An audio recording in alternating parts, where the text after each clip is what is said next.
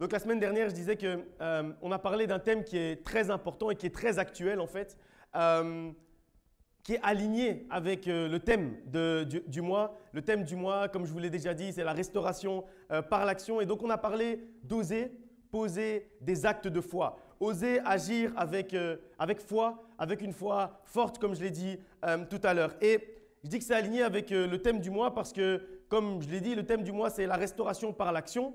Et il n'est pas possible, c'est la restauration par l'action et pour l'action, la restauration de l'action, recommencer à agir, recommencer à oser, recommencer à faire des choses. Et donc, c'est pour ça que je dis que c'est vraiment aligné parce qu'on ne peut pas être restauré dans nos actions si on a peur d'avancer, si on a peur d'oser, si on a peur d'entreprendre, si on n'ose pas faire des choses. Et donc, si on n'ose pas suivre la voie de Dieu, si on n'ose pas suivre les instructions qui nous viennent de notre Dieu, c'est impossible que nos actions soient restaurées, c'est impossible d'être restauré par l'action. Et donc, si on n'ose pas suivre les instructions de notre Dieu, lorsqu'on entend sa voix, notre action ne pourra pas être restaurée. Et le passage fil rouge, si vous vous rappelez, si vous étiez avec nous dimanche et vendredi, le passage fil rouge qu'on avait pris, c'était la pêche miraculeuse des disciples sur la mer de Tibériade. Et ce qu'on avait vu, c'est que même s'ils avaient pêché toute la nuit et qu'ils savaient pertinemment bien que là où ils allaient jeter leur filet, là où Christ leur demandait de jeter leur filet, ils savaient pertinemment bien qu'il n'y avait aucun poisson à cet endroit-là parce qu'ils avaient déjà tourné toute la nuit. Dans tous ces petits endroits, tous ces petits recoins, ils avaient déjà tourné. Donc, ils savaient très bien qu'il n'y avait rien. Mais malgré tout, sur la voie de Dieu, sur l'action de Dieu, sur l'ordre de Dieu, sur l'instruction de Christ, malgré tout, ils ont jeté leur filet là où ils savaient qu'ils n'avaient rien du tout. Et donc, parce qu'ils ont posé cet acte de foi en se disant « on sait qu'il n'y a rien, mais on va quand même jeter notre filet ». Les poissons sont apparus, les poissons se sont eux-mêmes dirigés vers leur filet. Et on a lu également qu'après avoir amené les poissons dans le filet, Christ a également renforcé le filet pour que le filet puisse arriver jusqu'au bord. Et après, au bord, il les attendait déjà avec le feu pour pouvoir cuire les poissons. Et après ce feu, il les attendait déjà avec le pain pour accompagner ces poissons qui avaient été grillés. Ce qui veut dire que quand on pose un acte de foi, Christ après va mettre en place les étapes qui suivent du miracle. Il ne va pas se contenter d'un miracle. Il va se contenter, il va rajouter les miracles qui suivent le miracle principal. Et donc, c'est important de garder ça en tête. C'est la définition même d'un acte de foi. Agir d'une manière qui semble illogique pour les hommes. Parce que c'est illogique de jeter un filet là où tu sais pertinemment bien qu'il n'y a rien du tout. C'est illogique. Mais si Dieu te demande de le faire, c'est qu'il a prévu un grand miracle pour toi. Alors c'est la définition même d'un acte de foi. Et donc, ils ont agi en contradiction avec la raison et la réflexion humaine. Et Dieu a récompensé cette action. Parce que quand on agit comme Dieu nous le demande et quand on sait qu'on est capable d'aller jusqu'à la contradiction de la réflexion et de la logique humaine, c'est à ce moment-là que Dieu peut constater notre foi, que Dieu peut constater qu'on a réellement confiance en lui. Et c'est, comme je le disais la semaine dernière, c'est le chemin qu'on trace pour qu'il puisse nous amener notre miracle. On trace un chemin avec notre foi pour pouvoir relier Dieu à nous et qu'il puisse amener les miracles qu'il a prévu de nous amener. Et donc, quand on ose, quand on pose des actes de foi comme les disciples l'ont fait, alors on met Dieu dans des conditions favorables pour que le miracle puisse avoir lieu. Et donc, je disais ça, c'était dimanche dernier et vendredi, on a continué en fait sur ce thème avec une séance de questions-réponses durant lesquelles voilà, on a pris vos différentes questions, etc. Et on y a répondu du mieux qu'on pouvait. Et à un moment donné, si vous vous rappelez, vendredi, on a cité un passage, mais on ne l'a pas réellement lu. Et j'étais un peu frustré de ce qui s'est passé vendredi. Et donc, en rentrant chez moi, j'ai lu ce passage. Et c'est un passage qu'on connaît, mais malgré tout, quand je l'ai lu, il y a quelque chose qui m'est apparu et que je voulais partager avec vous aujourd'hui. Donc, on va prendre ensemble ce passage dans Matthieu chapitre 25, verset 14 jusqu'au verset 30. Matthieu 25, 14 à 30. On va lire ensemble ce passage.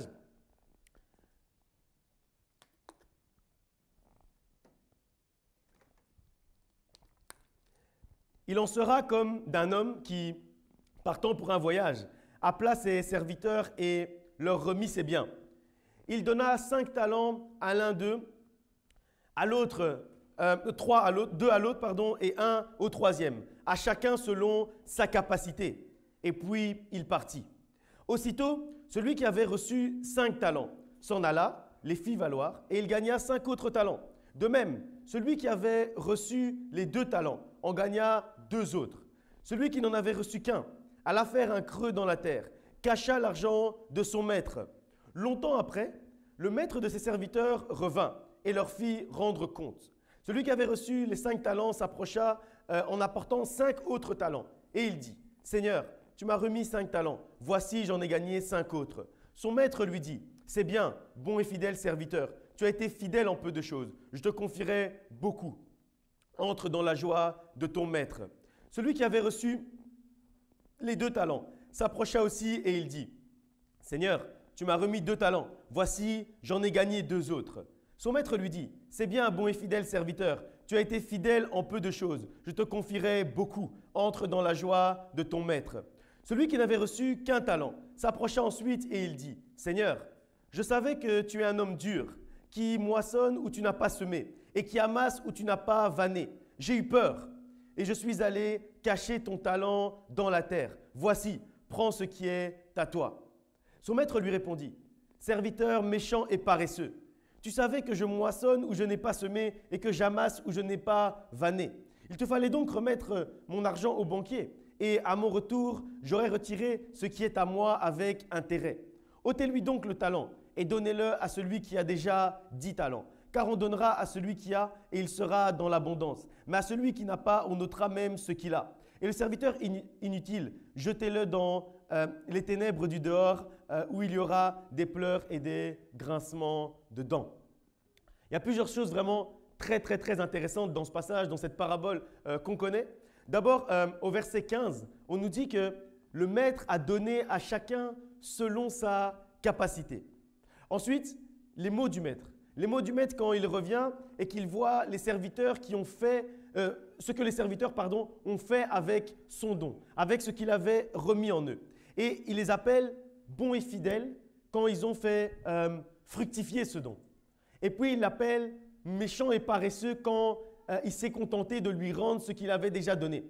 Et au troisième serviteur, donc on voit que c'est un peu la peur qui l'a empêché d'oser. Parce qu'il dit qu'il a pris peur. Il a pris peur parce qu'il sait que son maître, c'est un maître qui est dur. Et donc il a pris peur de ça. Et parce qu'il a pris peur, il n'a pas osé faire fructifier. Et puis j'aime bien aussi la fin. La fin quand le maître dit au serviteur qu'on va ôter le talent et on va le remettre à celui qui en a déjà 10. Alors que précédemment, c'est comme si celui qui en avait 5, il les a fait fructifier et puis il est venu les rendre au maître. Mais après, on dit qu'il en a 10. Ça veut dire que la manière dont il a fait fructifier, en fait, ce n'était pas pour le maître, c'était pour le serviteur lui-même. Donc en fait, quand Dieu nous remet un certain talent, quand Dieu nous remet une certaine dose de talent liée à nos capacités, selon nos capacités, comme nous dit la parole de Dieu, et qu'on le fait fructifier, au final, ça nous fait avancer nous-mêmes. Et c'est pour ça qu'après, il dit à chaque fois, va dans la joie du Seigneur, parce qu'il sait que c'est une grande joie d'avoir pu faire fructifier 5 talents et en avoir 5 nouveaux. Et donc, de cette même manière où il voit que celui qui n'a pas fait fructifier, lui, il était dans la peur, il était dans la crainte, il ne savait pas, il n'osait pas faire les choses. Et lui, il n'était pas dans la joie. Donc, quand on fait fructifier le talent que Dieu nous donne, ça nous donne une joie et également c'est pour nous qu'on le fait fructifier. Et puis, donc je disais, le troisième serviteur, on voit que c'est la peur qui l'a empêché d'oser faire fructifier ses talents. Et on dit qu'il a eu peur de son maître et donc comme il a eu peur, il s'est dit qu'il est préférable de cacher son talent, son seul talent qu'il a, le cacher au lieu de le faire fructifier et de potentiellement l'exposer. Au lieu de prendre un risque de l'exposer, il a préféré le cacher. Et je crois en fait que c'est assez caractéristique de la vie du chrétien parce que Dieu a mis en chacun d'entre nous des talents. Ça, c'est une réalité. Dieu a mis en chacun d'entre nous des talents, Dieu a mis en toi des talents, Dieu a mis en toi des capacités particulières que seul toi tu as. Des talents différents, mais on est censé les exploiter si on veut être considéré comme bon et fidèle serviteur. Et trop souvent, on garde donc cette partie de bon et fidèle, Mais on ne fait pas attention au fait que celui qui n'a pas fait fructifier, il ne lui a pas juste dit qu'il était paresseux. Il lui a dit aussi qu'il était méchant. Donc d'une certaine manière, c'est agir avec méchanceté envers Dieu quand il nous a donné certains talents et qu'on ne les fait pas fructifier, qu'on ne les exploite pas pour les faire grandir. Et donc, nous aussi, de la même manière, trop souvent, on n'ose pas. On n'ose pas parce qu'on a peur. Parce qu'on se dit, oui, mais si j'ose montrer le talent ou les talents que Dieu a mis à l'intérieur de moi, je risque peut-être de les perdre. Mais tant qu'on est dans cet état d'esprit de la peur de l'échec, comme j'ai dit la semaine dernière, on ne pourra jamais avancer. On ne pourra jamais faire fructifier ce que Dieu nous a donné. On a trop souvent peur de perdre ce qu'on a. Alors que ce qu'on remarque dans cette parabole, c'est que là où celui qui en avait 5 ou 2, ces deux-là, ils sont partis les faire fructifier, mais après, qu'est-ce qu'il a fait le maître? Il leur a laissé, puisqu'on dit à la fin, on dit « donne à celui qui a déjà 10 talents ». Donc, il n'y a pas le risque de perdre, il y a juste le risque, l'opportunité de gagner avec Dieu. Et donc, c'est pour ça qu'il ne faut pas avoir peur de montrer, de dévoiler les talents que Dieu a mis à l'intérieur de nous, de peur de les perdre. Parce que quand on accepte de rentrer dans la fructification de nos talents, quand on accepte d'oser faire le pas de la foi pour que nos talents puissent être mis au service du collectif, au service de l'assemblée, au service du royaume de Dieu. C'est bénéfique pour le royaume de Dieu, mais c'est également bénéfique pour nous-mêmes parce qu'on dit aux bons et fidèles serviteurs, on leur dit « va dans la joie du Seigneur ». Donc on est dans la joie. Et trop souvent justement parce qu'on a peur de perdre, on va cacher pour éviter de devoir oser et éviter de devoir entreprendre. Et donc, on va cacher nos talents pour éviter de devoir poser un acte de foi. On va cacher le fait qu'on est des bons pêcheurs pour éviter que Christ nous demande de jeter le filet de la barque. Et donc, on va cacher, donc on va même pas aller pêcher. Et donc, comment est-ce que le miracle peut arriver? Comment est-ce que le miracle aurait pu arriver si les disciples ne s'étaient pas dit « on est des bons pêcheurs et on va aller pêcher sur cette barque ». Jamais la pêche miraculeuse aurait pu arriver s'ils s'étaient dit « oui, mais on ne va pas montrer aux gens qu'on est des bons pêcheurs. Donc, on ne va pas aller sur la barque, on ne va pas aller sur la mer de Tibériade. » À ce moment-là, ils n'allaient pas mettre Christ dans les conditions favorables pour accomplir le miracle. Mais à partir du moment où ils se sont dit « Dieu a mis en nous le talent de la pêche, alors on va aller pêcher. » Et puis, on va voir ce qui va arriver. Et après, à ce moment-là, ils étaient au bon endroit, dans les bonnes conditions pour que le miracle puisse arriver. Le fait d'utiliser nos talents au service de l'assemblée, parce que si on remarque, là, ils étaient partis pêcher pour tous les disciples et les apôtres qui étaient rassemblés après la résurrection de Christ. Donc, c'était pour le bien commun qu'ils étaient partis pêcher. Et quand on fait ça, à ce moment-là, on met Dieu dans des conditions favorables pour pouvoir réellement faire de grands miracles. Et puis, ce passage aussi, il nous dit que, il nous montre en fait qu'agir d'une manière où on va cacher nos talents, etc., ne pas vouloir les montrer, ça nous plonge en fait dans les ténèbres. Ce qui veut dire que d'une certaine manière, ça nous éloigne de Dieu. Parce que Christ est lumière, Dieu est lumière. Donc à partir du moment où le fait de ne pas vouloir faire fructifier nos talents nous met dans les ténèbres, d'une certaine manière, ça nous éloigne même de notre Dieu. En fait, ce passage, cette parabole, c'est un peu un encouragement, une ode à oser, une ode à ceux qui entreprennent, à ceux qui osent, à ceux qui agissent, à ceux qui posent des pas de la foi, qui posent des actes de foi avec leur Dieu. Un encouragement en fait à prendre des risques d'une certaine manière parce que évidemment que pour faire gagner les 5 talents, le bon et fidèle serviteur, il a dû risquer les premiers. Donc Dieu nous appelle très souvent à prendre des risques. Poser un acte de foi, c'est prendre des risques. Poser un acte de foi, c'est se dire, j'ai 5 dans la main, mais je vais quand même potentiellement les risquer parce que c'est ce que mon maître attend de moi. Mon maître attend que je puisse faire fructifier ce qu'il m'a donné. Et donc, ce n'est pas grave. Je vais prendre le risque de poser le pas de la foi pour pouvoir faire fructifier. Et à ce moment-là, ce qu'on remarque, c'est qu'il n'y a aucun des 2 serviteurs qui a osé et qui a perdu. Les 2 ont gagné. Les 2 ont gagné et les 2 ont ensuite été dans la joie. Raison pour laquelle nous également, on doit oser faire fructifier les talents que Dieu a mis en nous. Parce que là où on croit qu'on est en train de risquer de perdre les 5 premiers, tout ce qu'on est en train de faire, c'est d'ouvrir l'opportunité pour gagner 5 nouveaux. Et on remarque aussi que c'est pas seulement, et c'est très important, c'est pas seulement pour le maître, c'est également pour nous. Parce qu'à la fin, et on ne fait pas beaucoup attention à ça dans cette parabole, On fait trop souvent le raccourci comme si le serviteur a rendu les 5 qu'il avait gagnés. Mais après, on dit que de donner à celui qui a déjà 10. Parce qu'il sait que si tu es déjà arrivé à 10 avec les 5, s'il te laisse les 10, tu vas encore raffoncer et les amener à 20. Et s'il te laisse les 20, tu vas encore les faire fructifier et les amener à 40, 80 et ainsi de suite et ainsi de suite. Raison pour laquelle il donne à celui qui a fait fructifier, il lui donne encore plus. Et là où on croit prendre des risques, en fait, on ouvre juste la porte au miracle. On ouvre juste la porte à ce que Dieu puisse faire de grands miracles dans notre vie. Parce que, en fait, il faut aussi bien comprendre, et ceux qui ont des enfants ou qui ont déjà vu des enfants, des bébés qui apprennent à marcher, tant que le bébé ne choisit pas, n'accepte pas de se mettre en déséquilibre, il ne va jamais avancer. Il va rester debout, mais il ne va jamais avancer.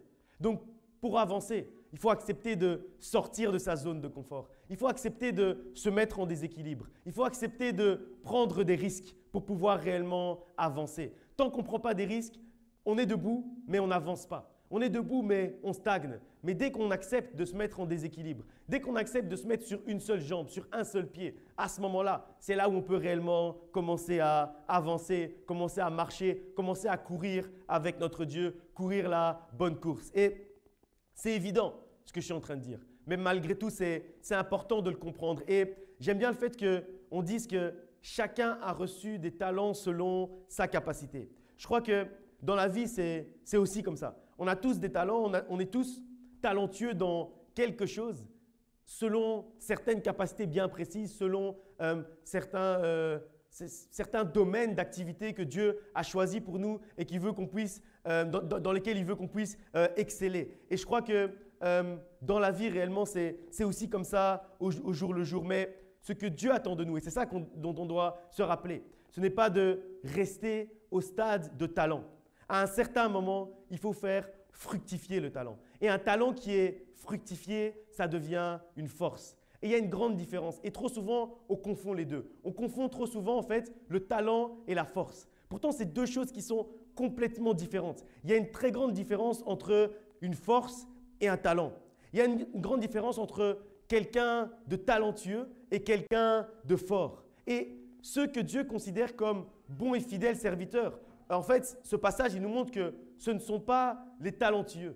Ceux que Dieu considère comme les bons et fidèles serviteurs, c'est ceux qui ont fait évoluer leur talent en force. C'est ceux qui sont devenus forts. C'est ceux qui ont fait mûrir leur talent pour qu'ils deviennent réellement une force. Une force non seulement pour eux, mais une force également pour l'avancement du royaume de Dieu. Une force pour l'assemblée, une force pour la collectivité, pour la communauté chrétienne, pour le plan de Dieu. Quand on devient une force pour le plan de Dieu, c'est là où on peut se dire qu'on est un bon et fidèle serviteur. Et c'est important, en fait, à un moment donné, de faire la transition aussi dans sa tête. C'est important d'avoir ce déclic et de faire la transition de talentueux à fort, de faire de nos talents des réelles forces. Parce que quand on a 5 talents, ça reste un talent.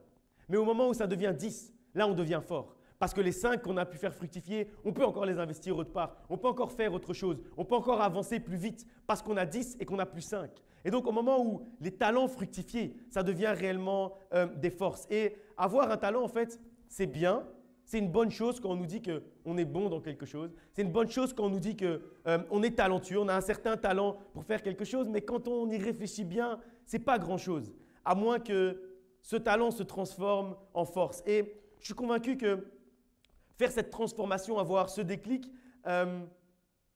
pour faire ça, on a besoin en fait de 3 choses, de 3 éléments qui vont nous permettre de faire ce chemin entre talent et force, entre talent et être réellement un outil pour l'avancement du royaume de Dieu. C'est la connaissance, l'expérience et l'entraînement qui va avec l'expérience et être uni avec les bonnes personnes, donc l'unité. Et ça me fait penser, en fait, quand je pensais à tout ça, quand je relisais cette parabole des talents, ça me fait penser aux sportifs. Et je vais prendre l'exemple, c'est le meilleur exemple, et je vais prendre l'exemple que je connais le mieux, donc le foot. Et quand on remarque, au foot, on connaît tellement, tout le monde presque connaît quelqu'un qui va lui dire à 12, 13, 14, 15 ans, c'était vraiment un grand talent. Mais aujourd'hui, il fait complètement autre chose de sa vie. Il y a énormément de gens en fait qui sont considérés comme étant les meilleurs de leur génération à 12, 13, 14, 15 ans, mais qui finalement ne deviennent jamais même des joueurs professionnels. Ça veut dire qu'ils ne vont jamais vivre de leur passion. Et ils sont les meilleurs intrinsèquement parlant. Mais leur talent ne va jamais devenir une force. Et donc, ils ne vont jamais être les plus efficaces. Ils ne vont jamais être les plus performants. C'est une chose d'avoir un talent, mais c'en est une autre d'être efficace, performant et de devenir un bon et fidèle serviteur. Et pourtant, c'est quelque chose, comme je dis, qu'on confond trop souvent, mais c'est tellement différent. Et les raisons pour lesquelles ça arrive, c'est soit parce qu'ils n'ont pas suffisamment développé leur connaissance, comme je disais tout à l'heure, ou alors ils n'ont pas eu assez de discipline pour s'entraîner et acquérir de l'expérience. Ils n'ont pas fait les bons choix pour pouvoir acquérir de l'expérience dans le talent que Dieu leur avait donné. Ou alors ils sont très forts seuls, mais ils ne savent pas jouer collectivement. Ils ne savent pas travailler avec les autres. Ils ne savent pas être dans l'unité. Ils ne savent pas jouer en équipe, travailler dans l'unité. Et donc, s'il manque une de ces trois choses, c'est rédhibitoire. Tu peux avoir le plus grand talent du monde, le plus grand talent possible et imaginable. Jamais tu seras une force. Jamais tu seras fort dans ce que Dieu veut que tu fasses si à un certain moment, tu ne vas pas combiner ces trois éléments. Et donc, jamais tu vas réussir à entrer dans la destinée que Dieu a prévue pour toi. Et dans la vie en général, dans la vie chrétienne en particulier, c'est exactement la même chose. Chacun d'entre nous, en fait, on a des talents. On a un talent que Dieu a prévu, que Dieu a mis en nous. Il a mis en nous du potentiel. Mais en fait, ce n'est pas quelque chose qu'on doit considérer comme étant suffisant. Ce n'est pas suffisant de savoir, je sais pas, de bien comprendre la parole de Dieu. Ce n'est pas suffisant d'être capable de parler aux foules. Ce n'est pas suffisant d'avoir le don pour convaincre. Ce n'est pas suffisant d'avoir une belle voix. Ce n'est pas suffisant de bien jouer d'un instrument. Ce n'est pas suffisant. À un certain moment, il faut combiner ce talent avec les autres éléments, avec la connaissance de la parole de Dieu, avec la discipline dans la piété, la discipline dans la prière, la discipline dans l'entraînement, la discipline dans la manière d'agir également. Et puis, il faut combiner ça également avec l'unité, s'allier aux bonnes personnes. Et c'est seulement quand on combine un talent avec ces trois éléments que le talent va pouvoir devenir réellement une force. Et donc, je crois que réellement que si on veut à un certain moment réellement réussir, si on veut devenir un actif, si on veut devenir un outil pour l'avancement du royaume de Dieu, il faut avoir ce déclic, il faut faire cette transition de se dire être un talent, ce n'est pas suffisant. Maintenant, je choisis de devenir fort. Je choisis de devenir une force pour l'avancement du royaume de Dieu. On ne peut plus se contenter d'être juste bon, d'être juste un talent. Il faut devenir fort. Et pour devenir fort, pour devenir une force, on a besoin de la connaissance, l'expérience par le travail et l'unité. Et il ne faut pas avoir peur non plus, comme le serviteur bon et mauvais, mauvais et paresseux, comme on a lu tout à l'heure. Il faut oser faire fructifier, il faut apprendre à oser en fait. Apprendre à oser risquer. Apprendre à oser risquer notre talent pour qu'il devienne réellement une force et que Dieu ne l'ait pas déposé en nous en vain. Et donc, oser faire fructifier notre don pour qu'il devienne une force, c'est le thème de notre prédication d'aujourd'hui. En résumé, c'est la transition de talent à force. Oser faire fructifier notre don pour qu'il devienne une force. Oser faire fructifier le don que Dieu a mis en toi pour qu'il devienne une force. Une force pour toi et une force pour l'avancement du royaume de Dieu. La transition de talent à force, c'est le thème de la prédication d'aujourd'hui. On va lire un passage dans Proverbes chapitre 1, versets 1 à 9.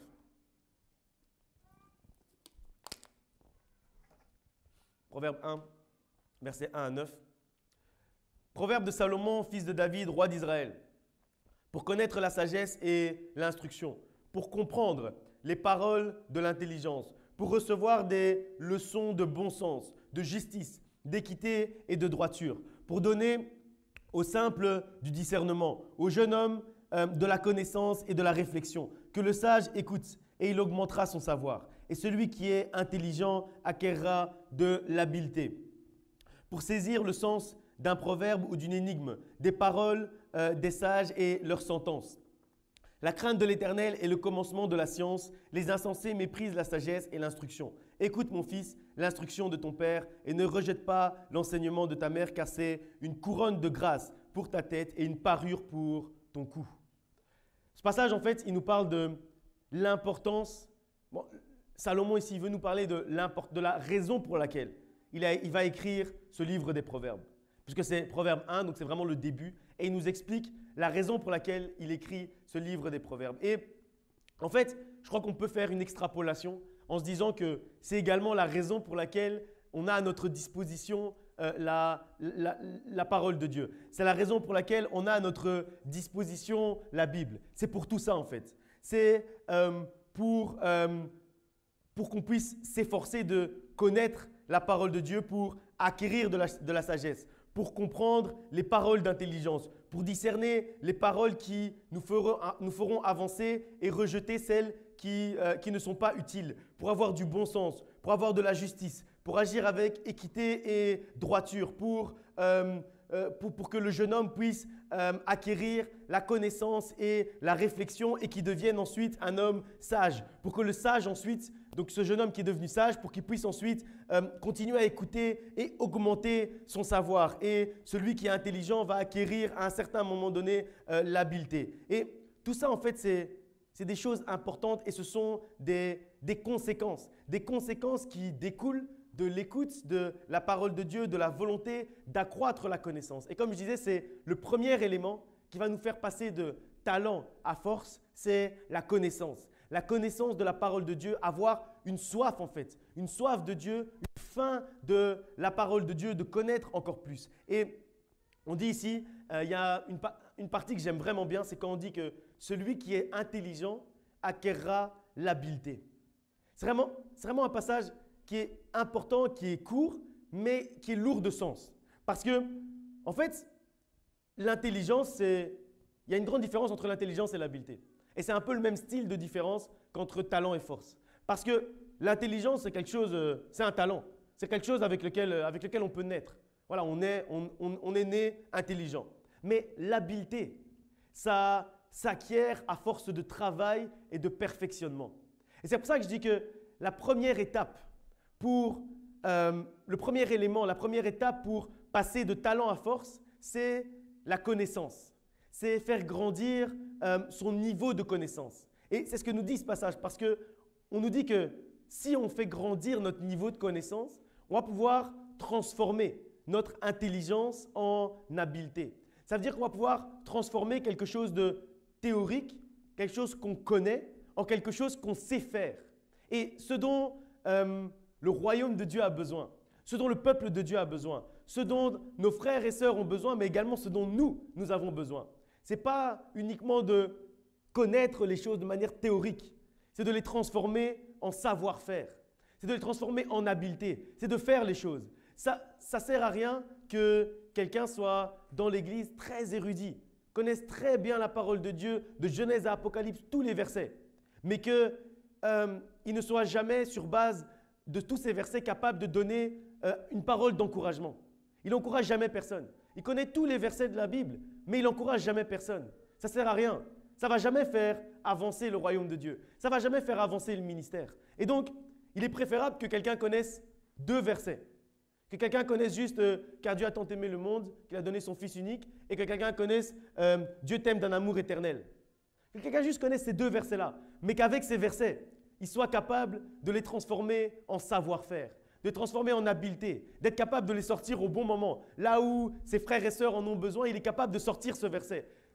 Quelqu'un qui est comme ça, il va plus faire avancer le royaume de Dieu. Il va plus aider les gens qui sont autour de lui que celui qui connaît toute la Bible de Genèse à Apocalypse, mais qui ne sort jamais une parole d'encouragement, d'exhortation. Et c'est important de se dire que l'intelligence ne peut pas rester intelligence. L'intelligence doit devenir habileté. Le savoir pour le savoir ne sert à rien. Le savoir, à un moment donné, doit devenir savoir-faire.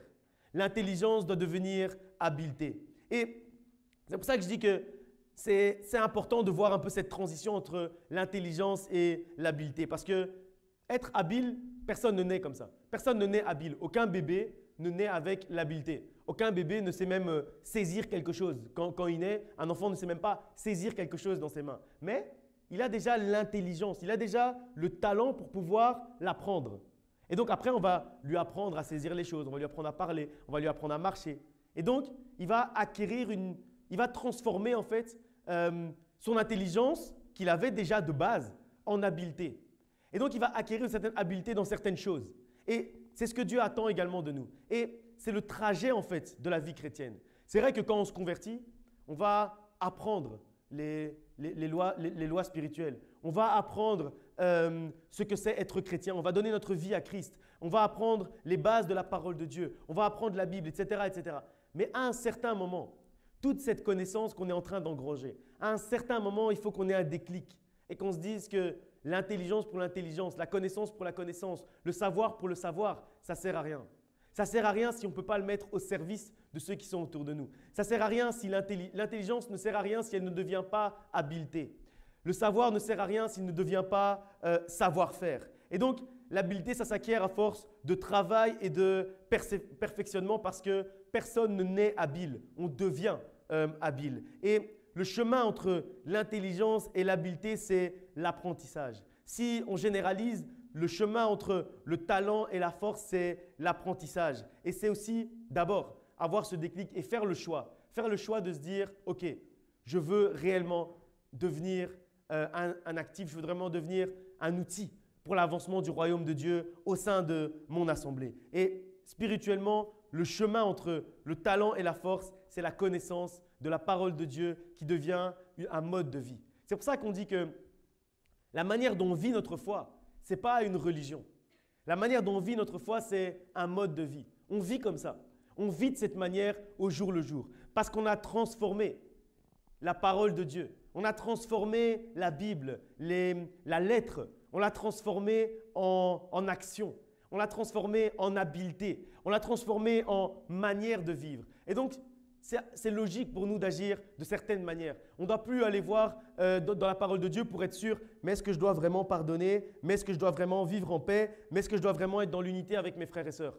On n'a plus besoin d'aller voir ça dans la parole de Dieu parce qu'on connaît les versets qui sont liés à ça, donc on a la connaissance. Mais après, on a transformé cette connaissance en habileté. Une habileté à pardonner, une habileté à vivre en paix, une habileté à être dans l'unité, une habileté à donner des paroles d'encouragement à ceux qui sont autour de nous, une habileté à dire des choses qui vont donner la joie à ceux qui sont autour de nous. Tout ça, c'est primordial, c'est important d'agir de cette manière. Et au verset 9, on conclut en nous disant que la connaissance que l'on va acquérir en écoutant les enseignements édifiants seront des couronnes de grâce et des parures pour ceux qui les auront écoutés. La connaissance de la parole de Dieu, au moment où elle se transforme en habileté, quand on a cette transformation, à ce moment-là, elle devient un bijou pour nous. Elle devient une parure, quelque chose que les gens voient. Et c'est pour ça en fait que il faut d'abord la transition. Si vous y réfléchissez, c'est pour ça qu'il faut d'abord la transition. Parce que avoir juste la connaissance, avoir juste le savoir, avoir juste l'intelligence, c'est comme si on a un très beau bijou, mais qu'on le garde à l'intérieur de notre poche. Et que quand on est seul, on le regarde et puis on le remet dans notre poche. Mais personne ne sait. Ça ne nous fait pas luire d'avoir ce bijou dans notre poche. Mais à un certain moment, on a l'habileté de pouvoir sortir ce bijou et l'accrocher. Tant qu'on n'est pas capable de faire le nœud ou de boucler la boucle du bijou, ça reste juste un savoir qui est mort, une lettre morte. Mais à un moment donné, quand on est capable que nos mains sont capables de nouer ce bijou autour de notre cou, c'est-à-dire de transformer la connaissance en habileté, à ce moment-là, on resplendit. Et quand on resplendit de cette manière, on est également une possibilité pour les autres autour de nous de resplendir. Parce qu'ils voient notre mode de vie. Au lieu de juste se dire « Ah mais lui, il est chrétien ». Ils voient en fait, ils disent « C'est pas qu'il est chrétien, c'est qu'il agit en tant que chrétien. » Parce qu'il a cette parure sur lui. Parce qu'il a ce bijou de la parole de Dieu qui est sur lui. Et donc, il est temps que chacun d'entre nous, on puisse sortir le bijou de la parole de Dieu qui est dans notre poche et le mettre autour de notre cou pour que le monde voit qui on est, pour que le monde voit la manière dont on vit, pour que le monde voit et qu'on soit un réel témoignage pour ceux qui sont autour de nous. Il est temps que tu puisses, mettre ta parure de la connaissance de la parole de Dieu autour de ton cou. Et il y a une histoire que je trouve très intéressante. Je ne sais pas si vous avez déjà entendu parler d'un gars qui s'appelle Rocancourt. C'est un gars en fait qui est très intelligent, plein de talent. Et il aurait pu devenir en fait un grand homme d'affaires, peut-être le meilleur homme d'affaires de sa génération. Mais ce qu'il a fait, c'est qu'il s'est contenté d'être talentueux. Il n'a pas joint au talent, il n'a pas joint la connaissance. Il n'a pas joint la connaissance parce que c'est important de se dire, OK, il faut devenir habile. Mais il faut savoir dans quoi on devient habile. Si on essaye de devenir habile sans avoir été chercher la connaissance et l'intelligence, la connaissance de la parole de Dieu avant, on va être habile dans n'importe quoi. On va croire qu'on est habile, mais on va faire n'importe quoi. Et donc, c'est pour ça que je veux donner cette petite histoire parce qu'il y a un certain processus que nous montre Proverbe 1. On nous dit d'abord d'acquérir la connaissance, acquérir l'intelligence, savoir discerner, savoir avancer, savoir comment se comporter. Et après seulement, l'intelligence, la connaissance va devenir l'habileté, va devenir une habileté pour nous. Donc, on va transformer talent en force. Et donc, c'est important de donner cet exemple. Et donc, je dis que c'est quelqu'un de très intelligent. Il aurait pu devenir un très grand homme d'affaires, mais il a choisi d'avoir l'intelligence, la sagesse, la connaissance, comme on a lu dans Proverbe 1. Et donc, ce qu'il a fait, c'est que comme il n'a pas joint tout ça à son talent, il a passé sa vie à magouiller, à faire seulement des escroqueries. Il avait un potentiel énorme en lui, mais il a gâché son potentiel parce qu'il n'a pas joint à ce potentiel l'intelligence et la connaissance. Au lieu de faire des affaires de grande envergure qui auraient pu impacter le monde, qui auraient pu donner du travail à des gens, etc., il s'est contenté de son petit talent sans y adjoindre la connaissance, sans y adjoindre l'intelligence, sans y adjoindre la sagesse. Et donc, il n'a pas pu développer son potentiel comme il aurait dû le faire. Et donc, si on revient à la parabole des talents, la question que nous pose en fait cette parabole, c'est qu'est-ce que tu vas faire avec le potentiel que Dieu a mis en toi? Qu'est-ce que tu vas en faire? Est-ce que tu vas juste l'utiliser comme ça, sans y ajouter l'intelligence et la connaissance, ce qui fait que tu vas avoir une certaine habileté, mais dans des choses nocives, dans des choses mauvaises, parce que tu as un talent, mais tu ne vas pas le mettre au service de Dieu, parce que tu n'as pas la connaissance de la parole de Dieu? Ou est-ce que tu vas te dire non, moi il faut que je puisse transformer, il faut que je puisse transformer mon talent, mon potentiel, il faut que je puisse le transformer en réelle force pour moi et pour l'avancement du royaume de Dieu? Est-ce que tu vas oser faire fructifier ton talent et le faire devenir une force, ou est-ce que tu vas le laisser s'éteindre? Parce qu'aujourd'hui, le gars dont j'ai parlé, il est en prison. Donc aujourd'hui, son talent qu'il avait, il ne peut plus l'utiliser. Aujourd'hui, ce talent, il est complètement éteint parce qu'il n'y a pas adjoint l'intelligence et la connaissance. Si quelqu'un est doué dans quelque chose, mais qu'il ne se remplit pas de connaissances, il va rester toute sa vie au niveau des petites combines, des petites escroqueries, des petites magouilles, des petits trucs comme ça. Alors qu'il avait un gros potentiel et il ne peut jamais réellement exploiter tout le talent qu'il a en lui depuis toujours, que Dieu lui a donné depuis toujours, s'il ne va pas y adjoindre l'intelligence et la connaissance. Ce qui permet d'exploiter le talent et de le faire fructifier, c'est d'abord la connaissance et l'intelligence, et après, cette intelligence, cette connaissance deviennent une habileté. Et dans la vie chrétienne, c'est exactement la même chose. Ce qui vous permettra, ce qui nous permettra, ce qui te permettra d'exploiter ton talent, c'est la connaissance que tu vas développer, la connaissance de la parole de Dieu pour avoir ce discernement et savoir ce que Dieu veut réellement que tu fasses avec le talent qu'il a mis en toi. On va encore lire un passage dans Philippiens chapitre 3, versets 7 à 14. Philippiens 3, 7 à 14. Philippiens 3 à partir du verset 7.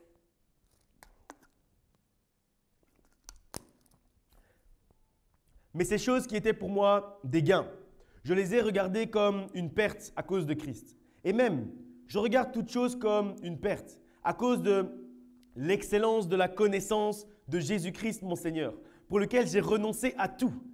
Et je les regarde comme de la boue, afin de gagner Christ et d'être trouvé en lui, non avec ma justice, celle qui vient de la loi, mais avec celle qui s'obtient par la foi en Christ, la justice qui vient de Dieu par la foi. Afin de connaître Christ et la puissance de sa résurrection et la communion de ses souffrances, en devenant conforme à lui dans sa mort pour parvenir, si je puis, à la résurrection d'entre les morts. Ce n'est pas que j'ai déjà remporté le prix ou que j'ai déjà atteint la perfection, mais je cours pour tâcher de le saisir, puisque moi aussi, j'ai été saisi par Jésus-Christ. Frère, je ne pense pas l'avoir saisi, mais je fais une chose. Oubliant ce qui est en arrière, en me portant vers ce qui est en avant, je cours vers le but pour remporter le prix de la vocation céleste de Dieu en Jésus-Christ. Ce passage, en fait, nous parle de la connaissance. Et il est vraiment très intéressant dans l'angle, en fait. L'angle qui est pris par rapport à cette connaissance. Au verset 8, on nous dit que acquérir la connaissance implique de renoncer, implique un certain renoncement, implique en fait de faire des sacrifices. Et on dit ici qu'on ne doit pas se contenter d'avoir la connaissance de la loi. Ce qu'on doit connaître, c'est Jésus-Christ, sa résurrection et la puissance qui est liée à la résurrection de Jésus-Christ. C'est pour ça en fait qu'on dit qu'on ne vit pas une religion. Parce que nous, on n'est pas liés à des lois. Nous, on est liés à un mode de vie. On est liés à aimez-vous les uns les autres. On est liés à une manière d'agir, faire la paix autour de nous. On est liés à ça. On n'est pas liés à une loi. Et donc, c'est pour ça ici qu'on nous dit qu'on doit être trouvé non pas avec notre justice, pas celle qui vient de la loi, mais celle qui s'obtient par la foi en Christ, la justice qui vient de notre Dieu, afin de connaître Christ et la puissance de sa résurrection. Et c'est vraiment quelque chose de crucial à comprendre. Comprendre qu'on ne doit pas vivre sous la loi et sous une religion, mais on doit vivre avec un réel mode de vie, avec un réel mode de vie de chrétien et du christianisme. Et pour ça, force est de constater, comme nous dit ce passage, qu'on doit accepter de renoncer à certaines choses. Si on ne veut faire aucun sacrifice, on reste toujours au statut de talent. Si tu veux faire aucun sacrifice, si Dieu a mis en toi la capacité de bien comprendre la parole de Dieu, ça veut dire qu'il a mis en toi le talent de prédicateur, tu sais bien comprendre la parole de Dieu, tu sais bien parler en public, tu sais bien t'exprimer, etc.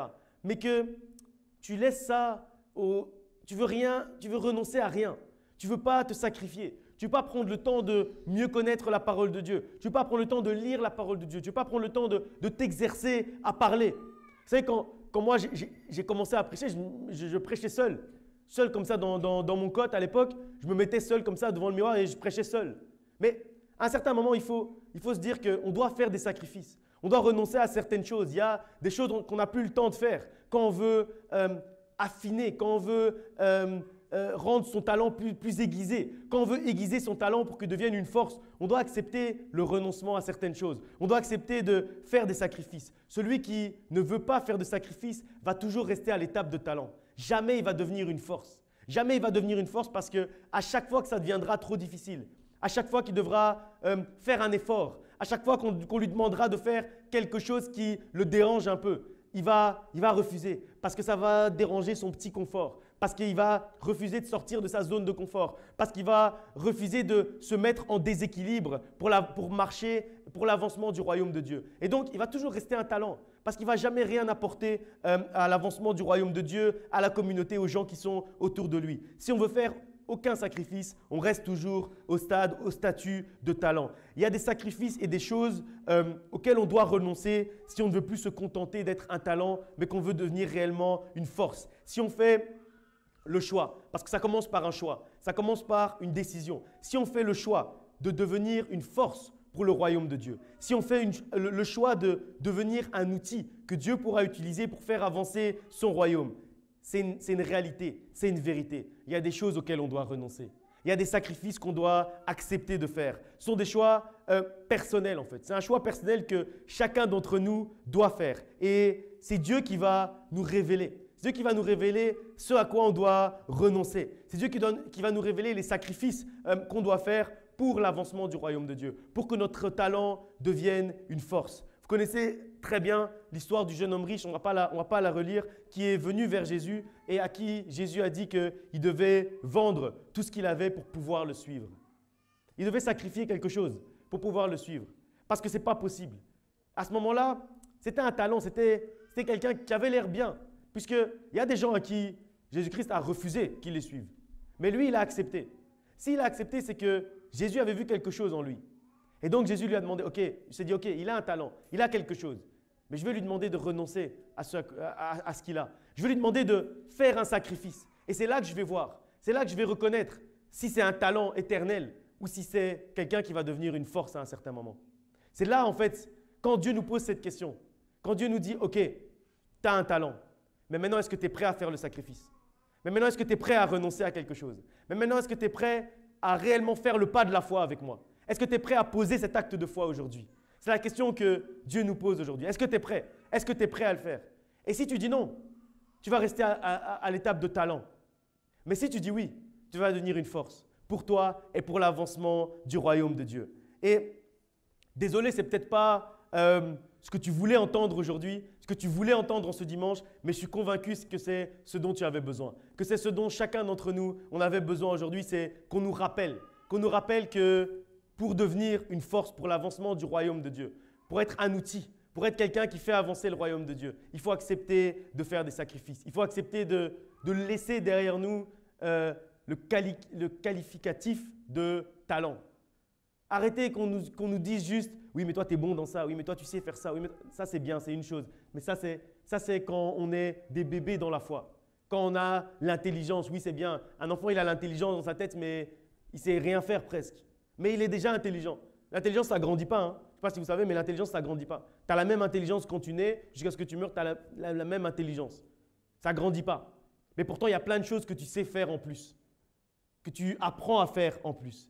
Et donc, c'est important de se dire que cette dose de talent, de la même manière où cette dose d'intelligence prévue à l'intérieur de toi, elle est déjà là. Maintenant, il faut la faire fructifier pour que ça devienne réellement une force. Et au verset 10, on nous définit ce que c'est de connaître Christ. Comme j'ai dit tout à l'heure, connaître la résurrection, avoir la foi dans la résurrection de Christ, avoir la foi que Christ est ressuscité d'entre les morts pour nous donner la victoire. Tout ce dont on a parlé durant la Pâque, tout ça, c'est ça, avoir réellement la foi, une foi agissante, pas une foi morte, pas une foi dans la lettre, pas une foi dans la loi, mais une foi dans l'action, une foi active. Et les versets 12 à 14, ils nous disent qu'acquérir la connaissance, ce n'est pas quelque chose de ponctuel. Acquérir la connaissance qui nous fait passer de talent à force, ce n'est pas quelque chose de ponctuel. C'est un processus. C'est un processus qui ne se termine pas d'un coup, mais qui est continuel. C'est de manière continuelle que l'on doit faire grandir cette connaissance ce qui nous amène justement au deuxième point, l'expérience par l'entraînement et par l'expérimentation et par le travail et la discipline. On va lire un passage dans 1 Timothée chapitre 4, versets 1 à 16. 1 Timothée 4, à partir du verset 8, désolé. 8 à 16. J'avais pris à partir du 1, mais on va faire plutôt le 8. Exerce-toi à la piété. Exerce-toi à la piété. Car l'exercice corporel est utile à peu de choses, tandis que la piété est utile à tout, ayant la promesse de la vie présente et de celle qui est à venir. C'est là une parole certaine et entièrement digne d'être reçue. Nous travaillons en effet et nous combattons parce que nous mettons notre espérance dans le Dieu vivant, qui est le sauveur de tous les hommes, principalement des croyants. Déclare ces choses et enseigne-les. Que personne ne méprise ta jeunesse, mais sois un modèle pour les fidèles en parole, en conduite, en amour, en foi, en pureté. Jusqu'à ce que je vienne, applique-toi à la lecture, à l'exhortation, à l'enseignement. Ne néglige pas le don qui est en toi et qui t'a été donné par la prophétie avec l'imposition des mains de l'assemblée des anciens. Occupe-toi de ces choses, donne-toi tout entier à elles, afin que tes progrès soient évidents pour tous. Veille sur toi-même et sur ton enseignement, persévère dans ces choses-là, car en agissant ainsi, tu te sauveras toi-même et tu sauveras également ceux qui t'écoutent. Ce passage, en fait, de long et en large, il nous parle du deuxième élément qui fait qu'on puisse passer de talent à force. Pour sortir de cet état d'esprit et cette condition de talent, à un certain moment, il faut accepter de s'exercer. Et c'est pour ça que ce passage nous parle de s'exercer à la piété. C'est pour ça que ce passage nous parle du travail. C'est pour ça que ce passage nous parle de s'appliquer. C'est pour ça que ce passage nous parle de ne pas négliger le talent. Parce que je n'ai pas dit, quand je dis qu'être un talent, c'est peu de choses, ça ne veut pas dire qu'il faut négliger le talent que Dieu a mis en nous. Il faut justement se dire que je vais capitaliser, comme on a lu tout à l'heure dans la parabole des talents, se dire que je vais capitaliser le talent que Dieu a mis en moi pour le faire devenir une réelle force, pour le faire devenir une force pour moi, comme le dit le verset 16, pour moi, mais également pour ceux qui sont autour de nous, mais également pour l'avancement du royaume de Dieu et que nos progrès soient évidents. Mais pour que les progrès soient évidents, il faut s'exercer, il faut travailler, il faut persévérer, il faut de la discipline, il faut accepter de renoncer à certaines choses, il faut accepter le sacrifice. Et on dit également, il y a un des versets qui est vraiment frappant quand on dit « se donner tout entier ». Ça veut dire que quand Dieu a mis un certain talent en nous, il faut se donner tout entier pour transformer ce talent en force. Et je vais reprendre le même exemple avec le sport. Quand quelqu'un a un talent dans le sport, à un certain moment, il doit se donner tout entier à ce talent. Il doit se donner tout entier à l'entraînement, à l'exercice, pour qu'il ne puisse pas juste rester un talent qu'on dise « Ah, mais lui, c'était le meilleur de sa génération à 15 ans. Mais après, voilà, il n'a pas voulu travailler et donc aujourd'hui, voilà. » Non, ce n'est pas ce à quoi on doit aspirer. On ne doit pas aspirer à ce qu'on parle de nous comme étant des talents. Parce que trop souvent, en fait, si vous y réfléchissez trop souvent, quand on parle de quelqu'un comme étant un talent, ça veut dire qu'en fait, c'était un talent gâché.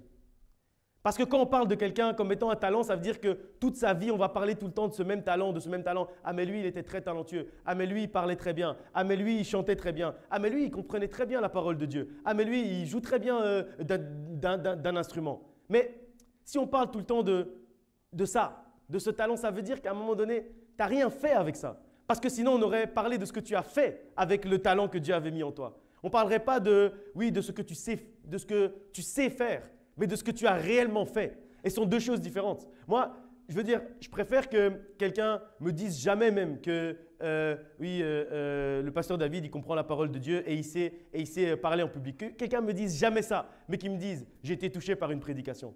Parce que ça voudra dire que ce qu'il voit, ce n'est pas le talent, le don que Dieu a mis. Ce qu'il voit, c'est les effets du don. C'est l'impact du don. C'est-à-dire qu'il voit en fait le verset 16. Veille sur toi-même et sur ton enseignement. Persévère dans ces choses-là. Donc, qu'on a lu tout à l'heure, le travail, la discipline. En agissant ainsi, tu te sauveras toi-même et tu sauveras ceux qui t'écoutent. C'est-à-dire qu'en agissant comme ça, on a un impact non seulement sur notre propre vie, comme on a lu dans la parabole des talents, mais parce qu'on est dans la joie, c'est ce que nous dit la parabole des talents, mais on a également un impact sur ceux qui sont autour de nous. On a un impact positif sur ceux qui sont autour de nous. On est de ceux qui font avancer les gens qui sont autour de nous. Quand quelqu'un est à côté de nous, c'est comme une fleur qui est à côté du soleil. Ils vont fleurir, ils vont grandir, ils vont porter du fruit parce qu'ils sont autour de nous, parce qu'ils sont proches de nous, parce qu'on a choisi de ne plus être un simple talent, mais de devenir une réelle force pour nous et pour l'avancement du royaume de Dieu. Et donc, on nous dit de veiller et de persévérer. De veiller et de persévérer pour atteindre justement ce statut de force et non plus de talent. Ce passage, en fait, il nous montre l'importance du travail. Et malheureusement, dans le royaume de Dieu, trop souvent, c'est comme ça. Dans les assemblées, dans le milieu chrétien, je vais l'appeler comme ça, c'est trop souvent comme ça. On a des talents, on a des dons, mais les gens n'ont pas envie de travailler en fait. Les gens n'ont pas la discipline. Les gens ne veulent pas se consacrer en fait aux dons que Dieu leur a donnés pour réellement qu'ils puissent devenir une force pour l'avancement du royaume de Dieu. Les gens ne veulent pas devenir un réel outil pour le royaume de Dieu. Ils se contentent qu'on leur dise « mais toi tu chantes bien, tu leads bien la louange ». Mais ça, ce n'est pas suffisant. Ce qu'il faut qu'on puisse te dire, c'est que j'ai été touché aujourd'hui par la louange. Aujourd'hui, la louange a changé ma vie. Aujourd'hui, la louange m'a encouragé. Aujourd'hui, je vais vivre différemment aujourd'hui à cause de cette louange, à cause de ce que Dieu a fait aujourd'hui à travers toi. C'est ça qu'on doit vouloir entendre. Toujours vouloir entendre « tu chantes bien, oui, c'est bien, tu chantes bien », mais ça, c'est au début. Ça, c'est au début quand tu es un talent. À un moment donné, quand tu deviens un outil pour l'avancement du royaume de Dieu, tu n'as même plus accepté qu'on te dise ça. Tu n'as même plus accepté qu'on te dise « tu joues bien d'un instrument ». Non, ce n'est pas ça. Qu'est-ce que tu as reçu aujourd'hui? Qu'est-ce que tu as reçu aujourd'hui par cette louange? Qu'est-ce que tu as reçu aujourd'hui par cette prédication? Qu'est-ce que tu as reçu aujourd'hui par cette réunion de la jeunesse? C'est ça que tu dois, c'est ce à quoi tu dois aspirer. C'est pas juste qu'on te dise tu sais faire. Ça, c'est juste si tu veux garder ce statut de talent. Mais à un moment donné, sache que celui qui garde le statut de talent, c'est parce que c'est un talent gâché et qu'il n'est jamais devenu une réelle force. On va lire encore un passage dans Philippiens chapitre 3, versets 16 et 17.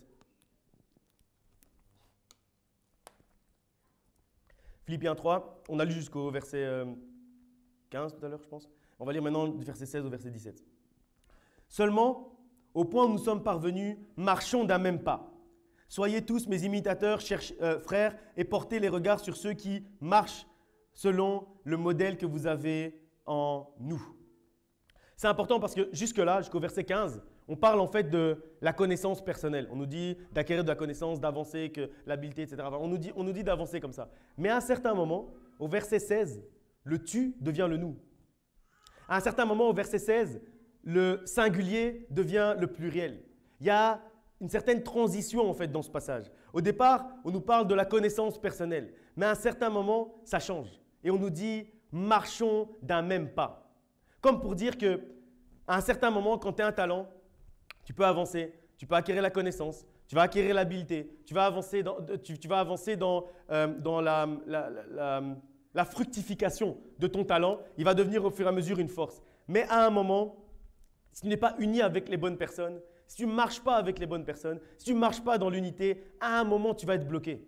À un moment, tu ne vas plus pouvoir continuer à être cet outil pour l'avancement du royaume de Dieu. À un moment, tu as besoin d'être uni avec les bonnes personnes pour pouvoir continuer réellement ta marche vers l'avant et à réellement faire fructifier ton talent. Et c'est pour ça que je disais qu'il y a trois éléments qui nous font passer de talent à force. On a parlé déjà de la connaissance tout à l'heure, la connaissance qui devient l'habileté. Ensuite, on a parlé de la discipline, du travail. Et la troisième chose, c'est l'unité. C'est pour ça qu'on dit ici, on nous dit de marcher d'un même pas, marchons d'un même pas. Et puis après, on nous dit soyons des imitateurs, ensemble, pas seuls, ensemble, soyons des imitateurs. Et pourquoi est-ce qu'on dit ça? C'est parce qu'à un moment donné, quand on est nous-mêmes imitateurs de Jésus-Christ, à un moment donné, les gens qui sont autour de nous, d'office, ils vont commencer à devenir aussi imitateurs de Jésus-Christ. Parce qu'en fait, ils vont essayer de t'imiter, mais en essayant de t'imiter, ce n'est pas toi qu'ils imitent, c'est Jésus-Christ. Parce que toi-même, tu es imitateur de Jésus-Christ. Et dans la Bible, moi, je considère que vraiment tout compte. Chaque mot compte et même la conjugaison compte. Et je crois que si au départ, on nous parle de faire grandir notre connaissance de manière personnelle, au singulier, et qu'à un certain moment, on parle de marcher d'un même pas, c'est parce qu'à un moment, sur notre marche dans la vie chrétienne, à un moment donné, on a aussi besoin de nos frères et de nos sœurs pour continuer à avancer. C'est pour ça qu'on dit « marchons d'un même pas ». Donc, on a besoin de marcher ensemble. On a besoin de marcher d'un seul et même pas pour pouvoir aller encore plus loin et être encore plus fort ensemble. Parce qu'ensemble, on est beaucoup plus fort que seul. Et à plus forte raison, le talent qui est devenu force, il sera encore plus fort avec ceux qui sont autour de lui. Et vous connaissez le passage de Éphésiens 4 qui nous enseigne à nous efforcer de conserver l'unité. Ce qui nous montre que ce n'est pas quelque chose de spécialement simple, mais c'est quelque chose dont on a besoin. Et c'est pour ça qu'il faut acquérir la discipline avant. C'est pour ça qu'avant ça, il faut la discipline, il faut accepter de travailler, il faut accepter de faire des sacrifices. C'est pour ça qu'avant, il faut d'abord ça. Parce qu'après, au moment où on arrive, au moment de marcher ensemble, il faut qu'on soit tous disciplinés. Il faut qu'on soit tous respectueux de l'avancement du royaume de Dieu. Il faut qu'on soit tous prêts à marcher d'un même pas. Quand on dit marcher d'un même pas, il faut imaginer la discipline que ça requiert. Marcher d'un même pas, physiquement, les seuls qui sont capables de faire ça, c'est les soldats. Capables de marcher d'un même pas, quand on leur dit 1, 2, 1, 2, ils marchent d'un même pas. Ils posent le pied droit, le pied gauche, le pied droit, le pied gauche en même temps. Donc ça requiert de la discipline. Raison pour laquelle il faut d'abord la connaissance, après il faut la discipline et le travail, et puis après seulement vient l'unité. C'est après seulement quand on a suffisamment évolué, quand on est capable d'être discipliné, qu'on peut réellement marcher dans l'unité. Et trop souvent, dans le milieu chrétien, encore une fois, on veut avancer, mais on n'est pas assez discipliné pour être dans l'unité. Et après, on va dire, oui, mais il n'y a pas d'amour, oui, mais on ne peut pas marcher ensemble parce qu'il n'y a pas l'envie d'être dans l'unité. Non, ce n'est pas ça le problème. Le problème, c'est que toi, tu n'es pas assez discipliné. Et que quand tu n'es pas discipliné comme un soldat qui marche droite-gauche, tu ne peux pas marcher d'un même pas avec quelqu'un. Et donc, quand la parole de Dieu nous dit « marchons d'un même pas », ça implicitement, ça implique la discipline. Ça implique le travail parce que c'est impossible. Réfléchissez, c'est impossible de marcher d'un même pas si on n'est pas discipliné avant. Et donc, même si ce n'est pas simple, ça en reste pas moins primordial. Primordial pour nous, primordial pour les gens qui sont autour de nous pour continuer à avancer parce que la division nous empêche d'atteindre notre but, le but que Dieu a fixé pour nous parce que c'est ensemble, c'est l'ensemble des talents qui crée réellement la force de l'assemblée, qui crée la force du royaume de Dieu, qui crée la force du ministère. La force d'une assemblée, en fait, elle se mesure à l'addition des forces de tous. Et parce que la force d'un corps, de la même manière, la force de ton corps, ça se mesure à l'addition de la force de tous tes membres. Si ton bras gauche est très très fort, mais que ton bras droit est tout mince, tu ne peux pas considérer que tu es fort parce que tu ne pourras jamais vraiment porter quelque chose de très très lourd. Tu as besoin de tes deux bras forts pour pouvoir porter quelque chose. Et personnellement, je reviens encore un peu sur le sport, désolé, je parle beaucoup de sport aujourd'hui, mais j'ai toujours trouvé ça fascinant que, par exemple, les boxeurs, ils doivent muscler beaucoup leurs jambes. Alors qu'on se dit, mais ça n'a pas de sens. Un boxeur, il boxe avec ses poings, avec ses bras, donc s'il a des gros bras, c'est suffisant. Mais malgré tout, il a besoin de muscler également ses jambes. Et à contrario, les sprinteurs, ils doivent muscler leurs bras. Un sprinter qui court avec ses jambes, on lui dit de muscler ses bras. Parce qu'en fait, d'abord, on pourrait se dire qu'un boxeur, il a besoin que de ses bras, un coureur, il a besoin que de ses jambes. Mais pourtant, ils ont besoin de l'ensemble de leur corps pour pouvoir atteindre l'objectif qui a été fixé. Pour courir vite, ils ont besoin que les bras soient musclés. Et de la même manière, le corps de Christ, c'est exactement la même chose. On a besoin que tous les corps soient forts pour qu'ensemble, on soit forts. Et donc, même si on est les bras, on ne doit pas se dire « Ok, nous on est les bras, on est forts, si les jambes ne sont pas fortes, ce n'est pas grave, tant pis. » Non, on doit être capable d'influencer les gens qui sont autour de nous, même dans les ministères qui ne nous concernent pas, les aider à avancer, même dans les autres églises, parce que quand on parle du corps de Christ, c'est inter-église, c'est toutes les églises ensemble interdénominationnelles. Ce n'est pas juste l'église de Dieu parce que nous, on fait partie de l'église de Dieu, non, c'est vraiment l'ensemble de l'écosystème chrétien, l'ensemble de l'écosystème des églises chrétiennes, qu'on doit se dire, ok, je vais tout faire pour qu'on soit tous forts ensemble. Parce que si les bras sont forts mais que les jambes sont toutes minces, le boxeur sera aussi faible, il va prendre des KO. Donc si tu ne veux pas que ton corps complet prenne un KO, il faut que l'ensemble du corps soit fort. Et donc c'est pour ça qu'on parle d'unité. L'ensemble du corps doit être en forme et marcher dans le même sens, marcher vers le même but. De manière isolée, un membre ne peut jamais être fort, mais le corps tout entier, il peut devenir fort. Raison pour laquelle un enfant de Dieu a besoin de l'unité pour avancer et transformer ses talents en force, son talent en force. On va lire encore un passage dans 1 Pierre chapitre 4, versets 10 à 11. 1 Pierre 4, versets 10 à 11. Comme de bons dispensateurs des diverses grâces de Dieu, que chacun de vous mette au service des autres le don qu'il a reçu. Si quelqu'un parle, que ce soit comme annonçant les oracles de Dieu. Si quelqu'un remplit un ministère, qu'il le remplisse selon la force que Dieu communique, afin qu'en toute chose, Dieu soit glorifié par Jésus-Christ et à qui appartiennent la gloire et la puissance au siècle des siècles. J'aime bien le déroulé de ce passage. Le déroulé de ce passage, il est vraiment très intéressant. On nous parle d'abord, au verset 10, on nous parle de dons. On dit de mettre au service des autres les dons. Et puis après ça, quand on avance, on nous parle de la force que Dieu communique. Ça veut dire que celui qui va transformer le don, le talent, le don c'est un synonyme de talent. Celui qui va transformer le don, le talent en force, c'est Dieu lui-même.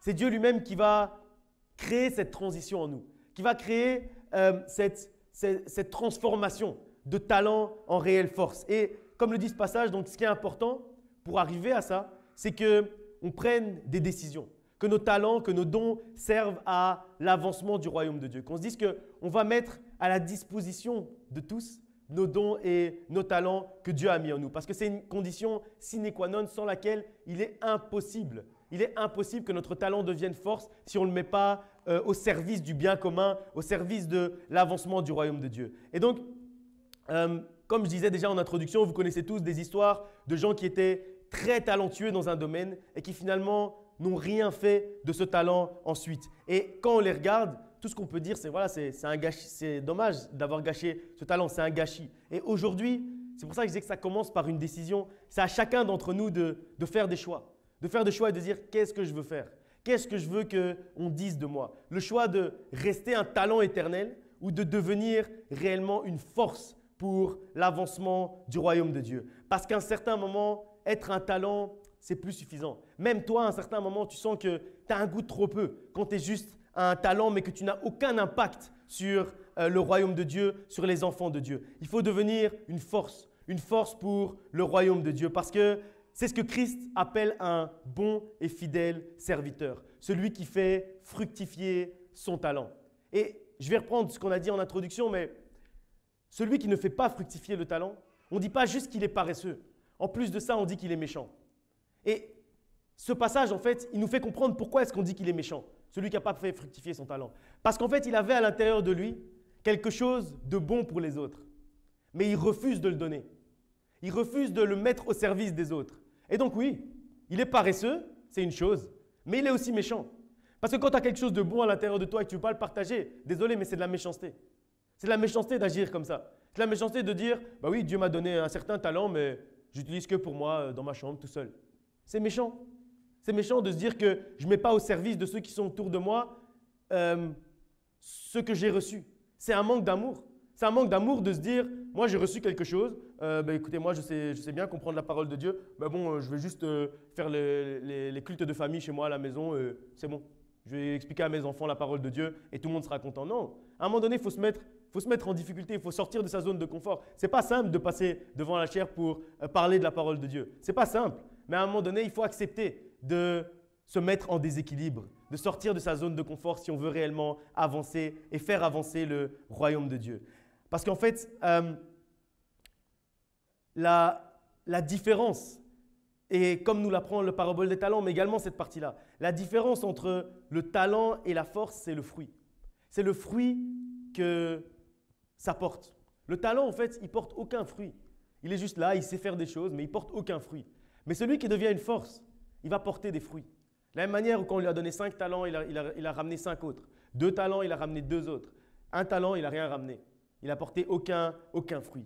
Un talent, en fait, il peut rester là, comme ça, sans jamais porter de fruits. C'est ce que le mauvais serviteur a fait. Il a mis même dans la terre. C'est-à-dire, il a mis à un endroit où il est sûr que ça ne va pas bouger. Personne ne va savoir, personne ne va aller chercher, ça ne va pas bouger. C'est là, c'est impossible que ce talent bouge. Impossible, parce qu'il est coincé. Quand tu refuses, en fait, de faire cette étape et de passer à l'étape de force, c'est comme si tu bloques ton talent. C'est comme si ton talent ne peut pas bouger. C'est comme si tu l'empêches de bouger, tu l'enterres, comme on l'a lu dans la parabole des talents. Quand quelque chose est enterré, vous savez, même si vous allez parfois à la plage, quand vous jouez avec les enfants, ils mettent du sable autour de vous et tout ça, vous ne savez plus bien bouger. Eh bien, imaginez maintenant que quand vous n'acceptez pas de mettre votre talent au service du royaume de Dieu, c'est comme si vous prenez votre talent et que vous le mettez d'une manière à un endroit où il est vraiment immobile. Vous mettez vraiment dans la terre où il est vraiment coincé, il ne peut plus bouger. Et personne ne veut ça. Parce que tout le monde veut que son talent puisse porter du fruit. Tout le monde veut que son talent serve à quelque chose. Tout le monde veut que son talent puisse fructifier, porter du fruit. Mais à partir du moment, et ça c'est la bonne nouvelle, c'est qu'à partir du moment où on prend la décision, à partir du moment où on a ce déclic, à ce moment-là, on commence à porter du fruit. Et pourquoi est-ce qu'on commence à porter du fruit? C'est parce que c'est juste une histoire de décision. C'est ce que nous dit le verset 11. C'est que c'est Dieu qui va communiquer la foi. Au moment où tu choisis de se dire non, j'ai un talent, mais il faut qu'il soit mis pour l'avancement du royaume de Dieu. Il faut qu'il profite aux gens qui sont autour de nous. À partir du moment où tu fais ce choix, après ça, c'est Dieu qui va mettre les choses en place. C'est Dieu qui va disposer les temps et les circonstances pour que tu puisses avoir suffisamment de force, de capacité, que tu puisses rencontrer les bonnes personnes, t'unir aux bonnes personnes pour avancer, que ta force devienne encore plus forte et que tes 5 talents deviennent 10 et puis 20 et puis 40 et ainsi de suite. C'est Dieu qui va multiplier tout ça. La bonne nouvelle, c'est que c'est juste une histoire de décision. C'est juste une histoire de faire le choix. Et donc aujourd'hui, c'est à chacun d'entre nous de se dire qu'est-ce que je veux faire?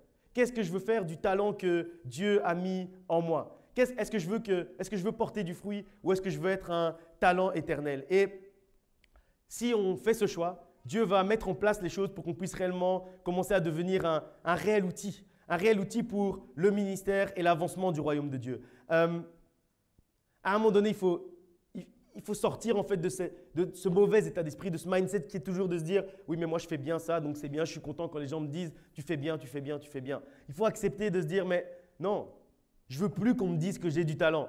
Je veux qu'on me dise que ça porte des fruits. Je veux qu'on me dise que mes actions portent des fruits. Si ton talent n'a pas encore porté de fruits, c'est qu'il est encore un talent. C'est qu'il n'est pas encore devenu une force. Et donc c'est aujourd'hui. C'est aujourd'hui que tu peux prendre cette décision de se dire « non, aujourd'hui, je veux être un réel outil. Je veux être un réel outil pour l'avancement du royaume de Dieu. Je veux être un réel outil pour moi-même et pour ceux qui sont autour de nous. Parce qu'on dit que c'est pour notre salut et pour ceux qui nous écoutent. Et donc, c'est à toi. Personne ne peut faire ce choix pour toi. Le pasteur ne peut pas faire ce choix pour toi. Les gens qui sont autour de toi, tes parents, tes frères, tes sœurs, ceux qui sont autour de toi, là où tu es à la maison en train de regarder la vidéo, ils ne peuvent pas faire ce choix pour toi. La seule personne qui peut faire ce choix pour toi, c'est toi-même. Et faire ce choix, en fait, c'est d'une certaine manière devenir mature. Devenir mature en… C'était quelle année? 2017, je crois, la première année où j'étais pasteur titulaire. Le thème de notre année, c'était la maturité spirituelle. À un certain moment, il faut changer d'état d'esprit. Il faut devenir mature spirituellement. Parce que la raison pour laquelle je lis ça avec la maturité, c'est parce que souvent le talent, il est capricieux. Un talent, c'est quelqu'un de capricieux. Le talent va faire un peu sa star, un peu sa diva. Mais dès qu'on lui demande une petite chose, il faut que tous ces petits critères, tout son petit confort soit rempli, soit réuni pour qu'il puisse accepter de faire la chose. Ça, c'est l'état d'esprit du talent. C'est pour ça que je dis que c'est une question aussi de maturité. Il faut qu'on le mette dans des conditions spéciales, optimales, pour qu'il puisse faire quelque chose. Pour qu'il puisse exercer son talent, il faut qu'on le mette dans toutes les bonnes conditions. Alors que celui qui est une force pour le ministère, il est suffisamment mature pour être humble et servir Dieu humblement. Servir Dieu humblement dans la simplicité. Même si toutes les conditions ne sont pas remplies, il va quand même faire. Et quand il va faire le pas de la foi, quand il va poser l'acte de foi pour commencer à faire, Dieu lui-même va mettre en place les conditions pour qu'il puisse réellement le servir. Et donc, il ne faut pas attendre que les hommes mettent en place les conditions pour que tu puisses servir Dieu. Commence, fais le premier pas de la foi. Pose le premier acte de foi. Et là, tu verras que ce n'est pas un homme qui va mettre en place les conditions, c'est Dieu lui-même. De la même manière où, avec la pêche miraculeuse, on l'a lu la semaine dernière, les disciples, quand ils ont accepté de jeter le filet pour ramasser les poissons, à ce moment-là, à cet endroit-là, il n'y avait pas de poissons. Je le dis, je le répète, mais c'est important. Il n'y avait pas de poissons au moment où ils jettent le filet. Mais quand ils ont accepté de poser l'acte de foi et de jeter le filet, Jésus-Christ a mis en place toutes les conditions optimales pour qu'ils puissent ramasser les poissons. Et on dit que dans ce passage, vous relirez, ceux qui n'ont pas écouté la prédication de la semaine dernière, vous relirez tranquillement. On dit que ce filet, il ne savait pas contenir ces poissons-là. Il ne savait pas contenir, je ne sais plus comment c'était, 300, je ne sais même plus 153 poissons, gros poissons on dit. Il ne savait pas les contenir. Mais Jésus-Christ a renforcé le filet pour qu'il puisse amener les poissons jusqu'à la berge. Et après, il les attendait là avec le feu déjà prêt. Et après, il est déjà pourvu pour le pain, pour accompagner les poissons. C'est ce que Christ fait.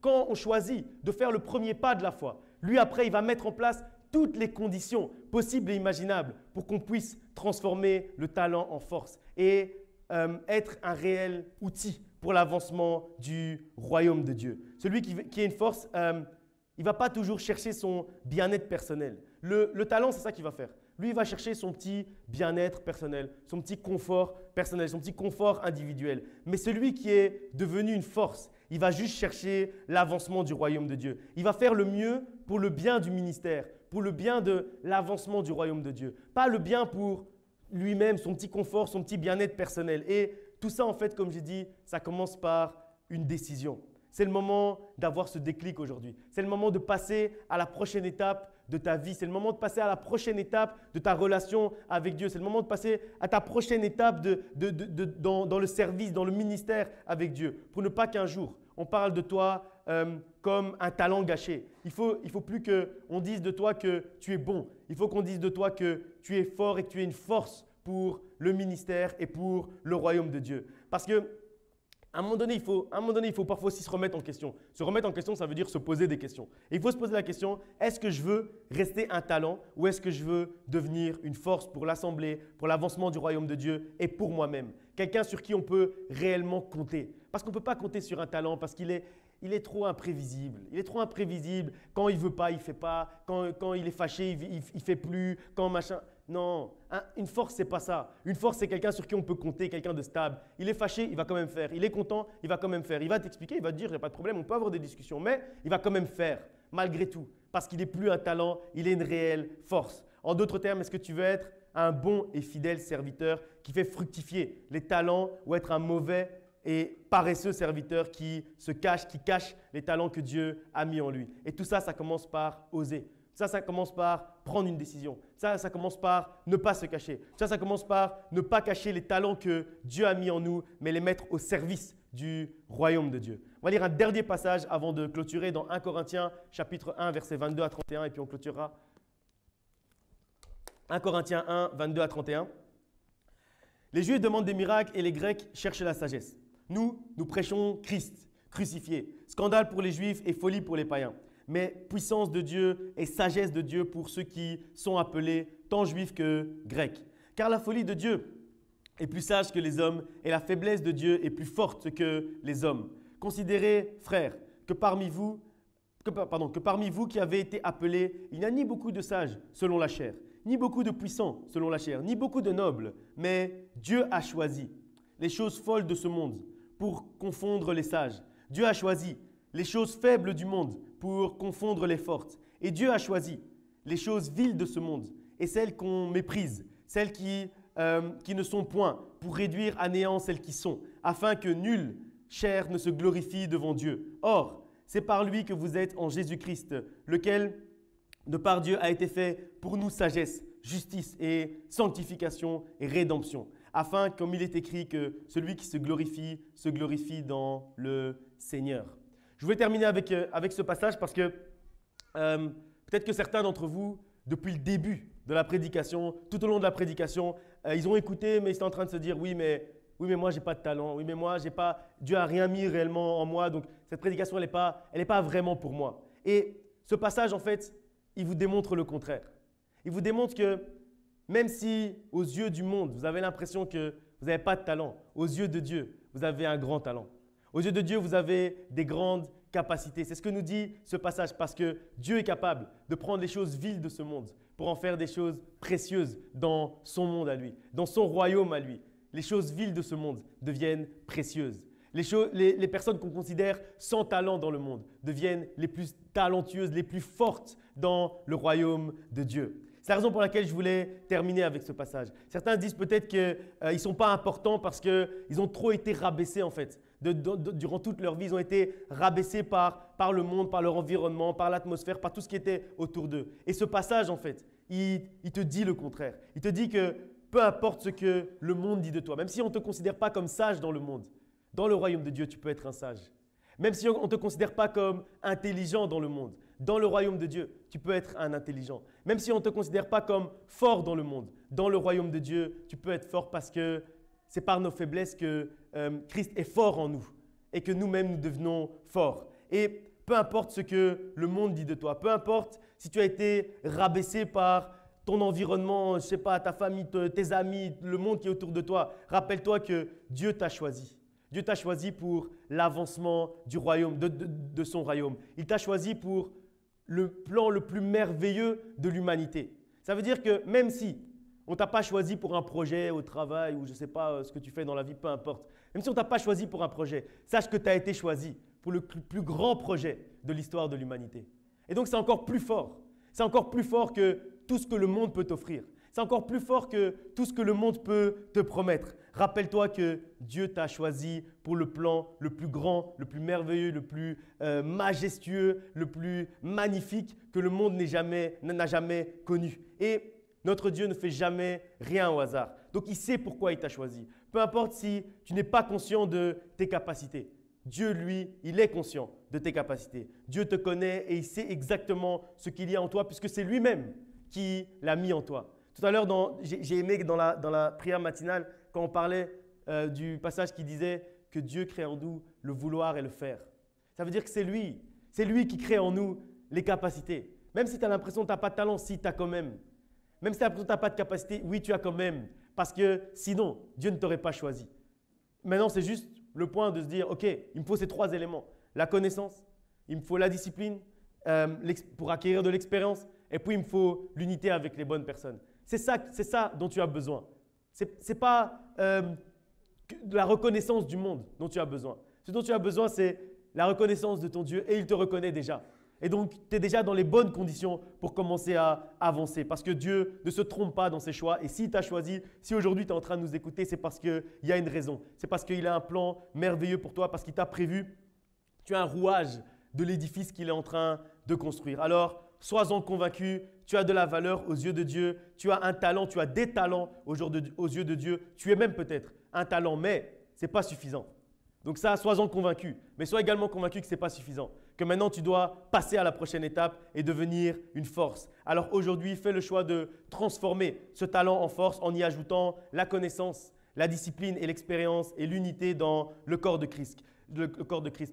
Jusqu'à présent, tu étais peut-être resté au stade de talent parce qu'il te manquait un de ces ingrédients. Il te manquait un de ces éléments. Mais aujourd'hui, tu peux faire le pas de la foi et avancer avec ton Dieu. Et avancer dans ta marche en avant avec ton Dieu. Tu peux transformer ce talent en force. Ça ne dépend que de toi. Et si tu le fais, ton impact sur ta propre vie, l'impact sur la vie des autres et ta vie même en tant que telle ne sera plus jamais la même. On va se lever ensemble, on va prier, que Dieu vous bénisse.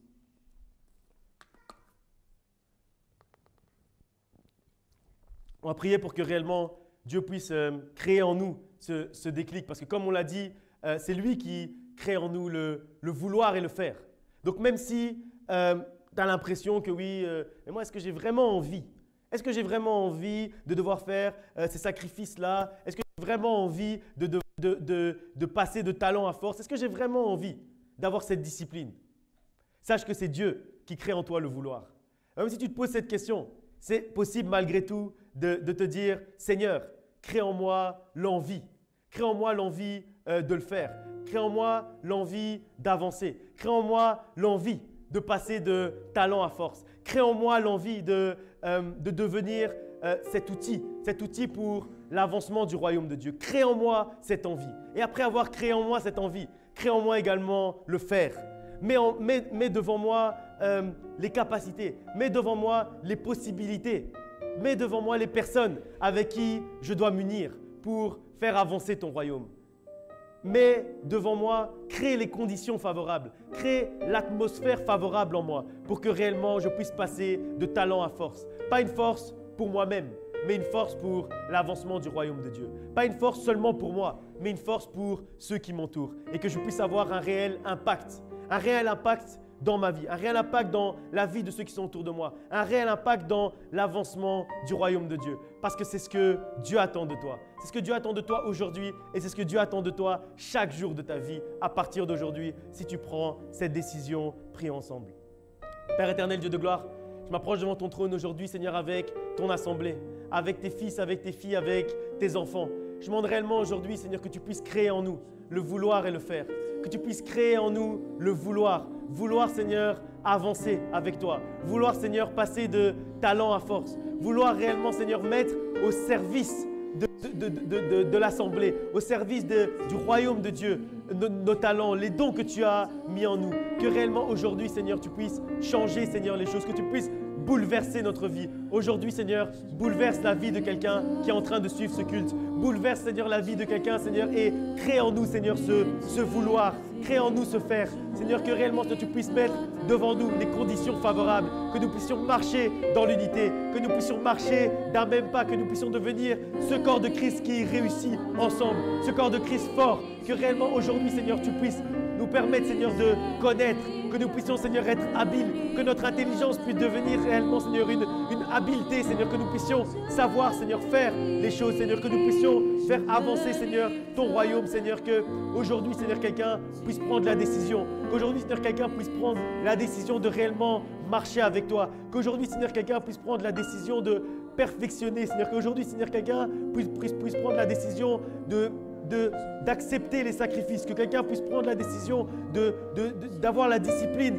nécessaire, de s'exercer pour faire avancer ton royaume, Seigneur, que aujourd'hui, Seigneur, ce soit un tournant dans la vie de mes frères et de mes sœurs. Seigneur, fais qu'aujourd'hui, Seigneur, après ce culte, notre vie ne soit plus jamais la même. Seigneur, touche quelqu'un aujourd'hui. Seigneur, crée, Seigneur, en quelqu'un aujourd'hui le vouloir et le faire. Qu'aujourd'hui, Seigneur, tu puisses créer le vouloir et le faire afin, Seigneur, que nous puissions faire avancer ton royaume et avancer nous-mêmes. Que nous puissions courir, Seigneur, cette course. Que jamais, Seigneur, nous puissions nous fatiguer, Seigneur, sur cette course. Mais que nous puissions avancer chaque jour. Que nous puissions pousser, Seigneur, chaque jour. Que nous puissions chaque jour, Seigneur, mettre à disposition du royaume de Dieu et des gens qui sont autour de nous les talents, Seigneur, et les dons que tu as mis à l'intérieur de nous. Afin, Seigneur, qu'au dernier jour, tu puisses nous appeler bons et fidèles serviteurs. Qu'afin qu'au dernier jour, nous soyons trouvés comme étant des bons et fidèles serviteurs qui ont fait fructifier les talents que tu as mis en nous. Que réellement, nous puissions porter du fruit. Que chaque jour de notre vie, nous portions du fruit. Au nom de Jésus-Christ, j'ai prié. Amen.